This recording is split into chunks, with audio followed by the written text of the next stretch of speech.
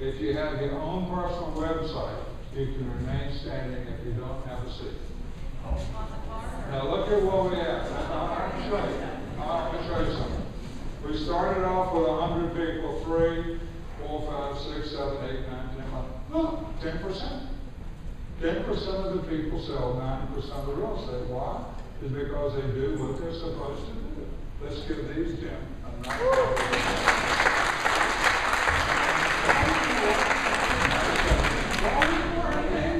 Why wouldn't you put your listings on YouTube?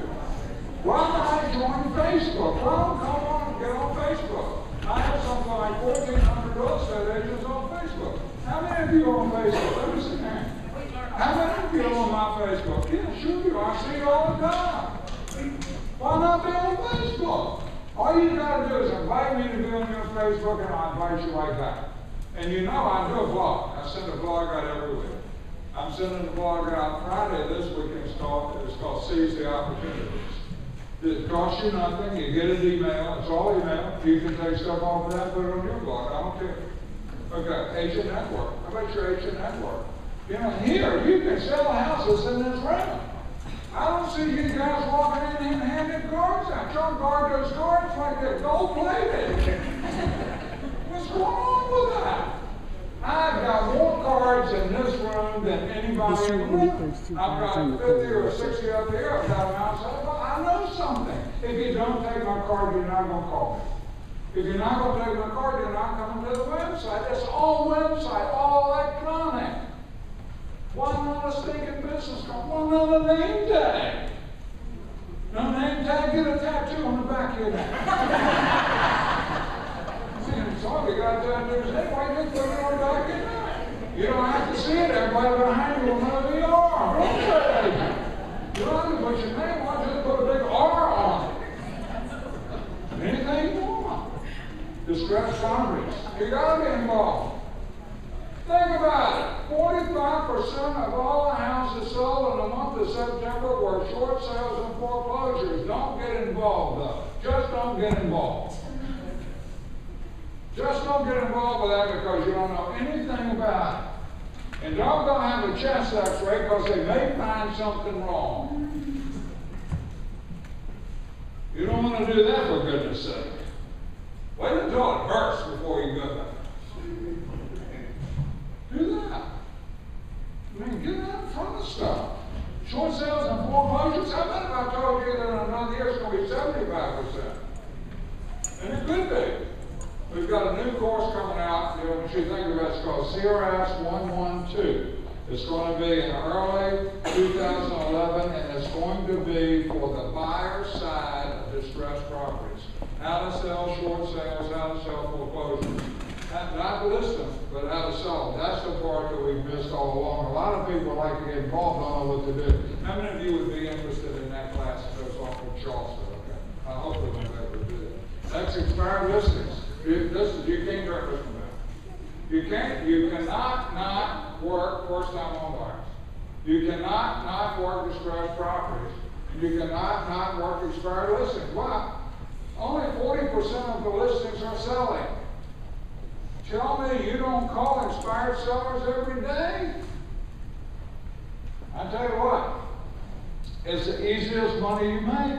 Think about it. These people have a house. They wanted to sell it and they didn't. How many of you do that? It must be easier here than it is anywhere else in this world. But you know what? We had some hands go up. I teach classes in which nobody works expires. If you needed 22 transactions a year and you could call expires 5 a day and you could get 10 of them, would that make, and you could get 10 of the 44 prospects you need, would that make a dent in anything? Yes or no? Sure! Don't think about this market, think about what you want and how to get it. Transfer families.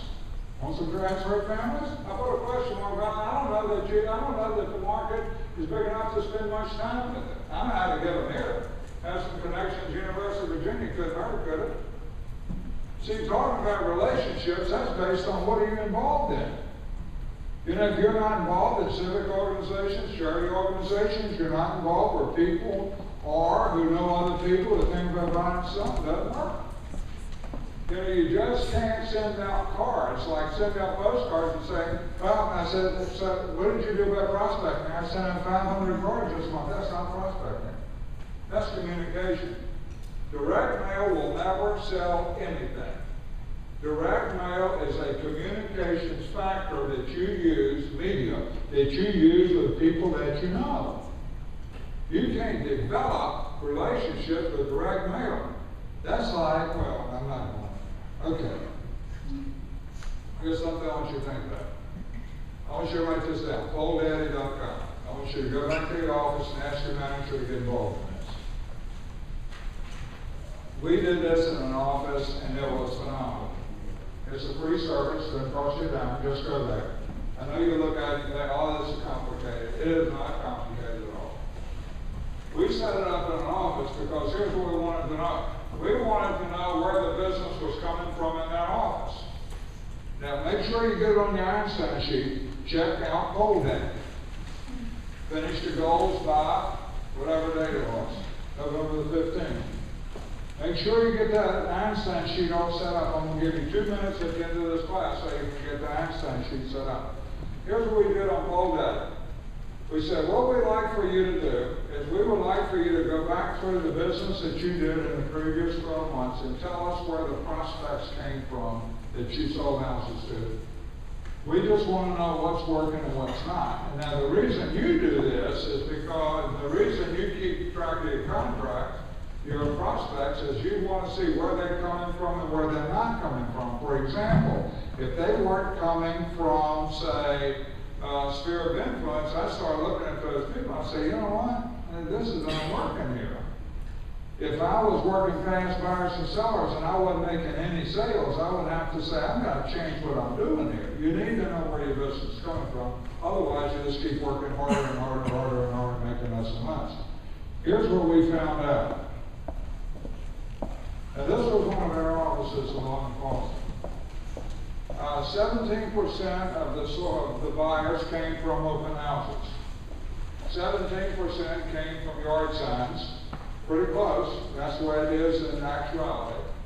16% were referrals. 15% came right off of the website with the online shopper. 9% came from magazines, Homes and Land. This is an area where they still do that.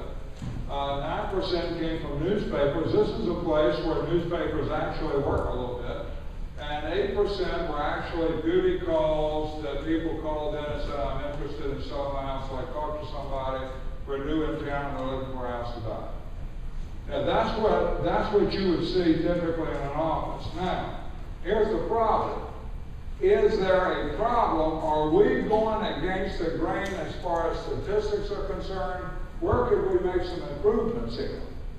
We're only getting 17% off the yard signs. How does that look as compared to a national statistic? See, if you didn't have a base, this data would be worthless.